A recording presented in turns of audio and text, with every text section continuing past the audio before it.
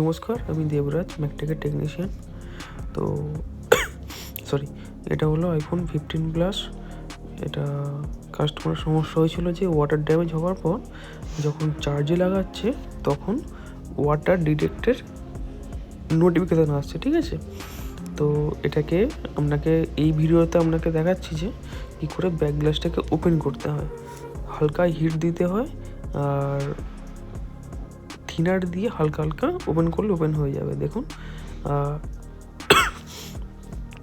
এই যে ব্লোয়ারে হিট রাখতে হয় মোটামুটি 280, আর এয়ার রাখতে হয় 30 বা 40 এয়ার রাখলেই চলবে।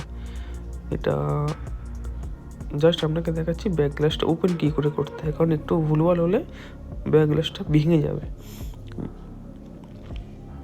যখন ব্যাক গ্লাসটা ওপেন করবেন তখন ব্যাক গ্লাসের সঙ্গেই ওয়্যারলেস চার্জারটা লাগানো থাকে, ওটা সাবধানে দেখবেন, কারণ ওয়্যারলেস চার্জারটা কেটে গেলে আবার ফোন রিস্টার্ট হওয়ার সমস্যা হবে,